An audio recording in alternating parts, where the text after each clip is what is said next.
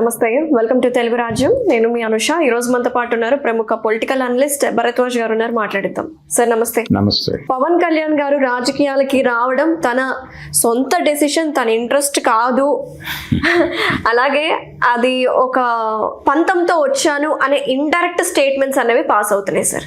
YS Rajasekhar Reddy గారి టైంలో జరిగిన ఈ ఇష్యూ గురించి ఇప్పుడు కాంగ్రెస్ పార్టీ వాళ్ళు ఇది నిజమైతే ఇది ప్రూవ్ చేయండి, లైవ్ డిటెక్టర్ కూడా పెట్టి ప్రూవ్ చేస్తే మేము 10 కోట్లు కూడా ఇవ్వడానికి మేము రెడీ ఉన్నాము అన్న ఓవరాల్ ఈ సిద్ధాంతం వెనక ఉన్న కాన్సెప్ట్ ఏంటి సార్? అంటే పవన్ కళ్యాణ్ గారు మొన్న హైదరాబాద్ ప్రెస్ మీట్లోనే ఈ విషయాన్ని ప్రస్తావిస్తూ ఆయన ఏమన్నాడంటే, నేను రాజకీయాల్లోకి రావడానికి కారణం వైఎస్ రాజశేఖర్ రెడ్డి అని.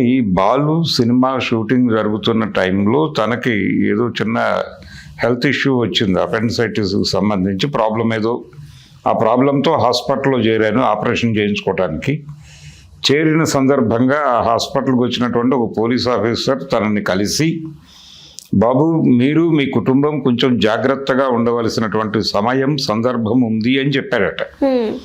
చెబితే అదేమిటండి అన్నట్టు చాలా ఆశ్చర్యంగా, అంటే ప్రముఖ పోలీస్ ఆఫీసర్ అన్నాడు తప్ప పేరు చెప్పలేదు.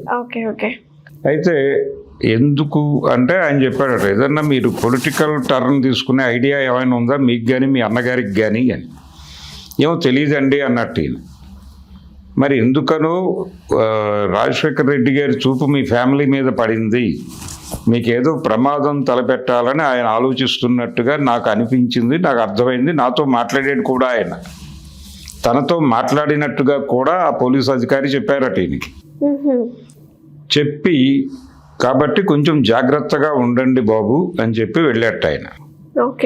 అందుకని నేను రాజకీయాల్లోకి వచ్చాను అని చెప్పాడు ఈ పెద్ద మనిషి. బాలు సినిమా అయిపోగానే ఈయన పొలిటికల్ పార్టీ పెట్టలేదు. ఈయన పొలిటికల్ పార్టీ మొన్న 2014కి ముందు పెట్టాడు. అయితే దీనికంటే ముందు ఒక పొలిటికల్ ప్రయాణం ఉంది ఆయనకి. ప్రజారాజ్యం పార్టీలో ఆయన చేరి యువరాజ్యం అధ్యక్షుడిగా ఉన్నాడు. దానికంటే ముందు ఇంకొక విన్యాసం చేశాడు ఈయన చెప్పిన టైంకి కొంచెం సిమిలర్ ఏరియాలో. అదేంటంటే చిరంజీవి గారి రెండో కుమార్తె శిరీష్ భరద్వాజ్ అనే అతన్ని పెళ్లి చేసుకున్నాడు ఆవిడ ఇంట్లో చెప్పకుండా. చేసుకున్న సందర్భంగా ఆవిడ మీడియాతో మాట్లాడుతూ, ఎందుకు మీరు పెద్దలతో చెప్పి కన్విన్స్ చేసి అక్కడే వాళ్ళ ఆశీర్వాదంతో పెళ్లి చేసుకుని ఉండాలి కదా అని అడిగితే, లేదండి మా ఫాదర్ నుంచి ప్రమాదం ఉందని నేను అనుకోవడం లేదు, కానీ మా బాబాయ్ ఎలా రియాక్ట్ అవుతాడు అనే దాని మీద నాకు కొంత భయం ఉంది, అందుకని ఇలాంటి మార్గం ఎంచుకున్నాను అని చెప్పింది ఆవిడ. ఆర్య సమాజ్లో పెళ్లి చేసుకున్నారు. ఈ ఆర్య సమాజ్ మార్గం ఎంచుకోవడానికి కారణం మా బాబాయ్ అని చెప్పింది ఆవిడ ఓపెన్ గానే. ఆ బయట ఇప్పటికీ ఉంది యూట్యూబ్లో సెర్చ్ చేస్తే. ఆ సందర్భంగా ఆయన గాయపడ్డాడు పవన్ కళ్యాణ్.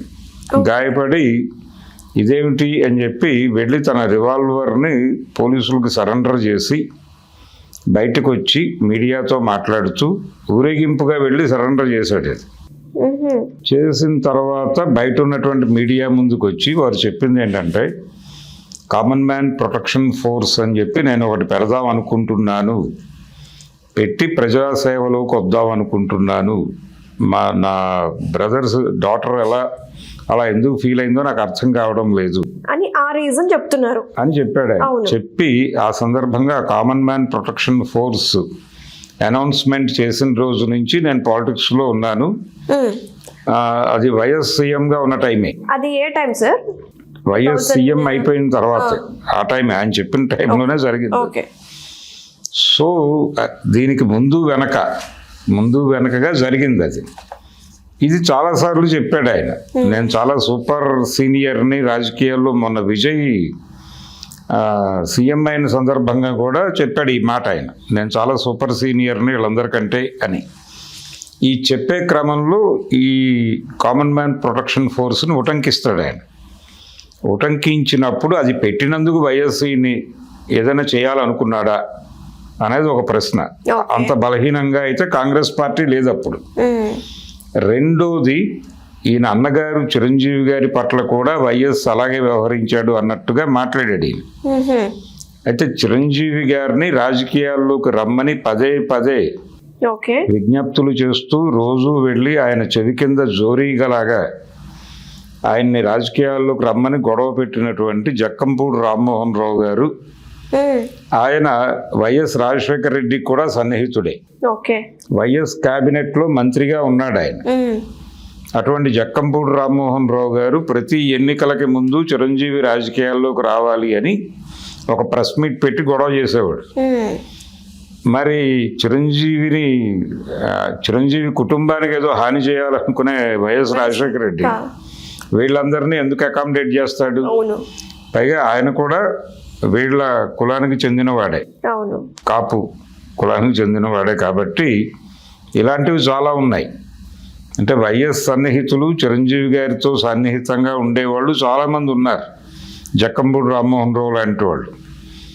కాబట్టి ఆయన చెప్పిన దానిలో వాస్తవం ఉందని నేనైతే అనుకోవడం లేదు.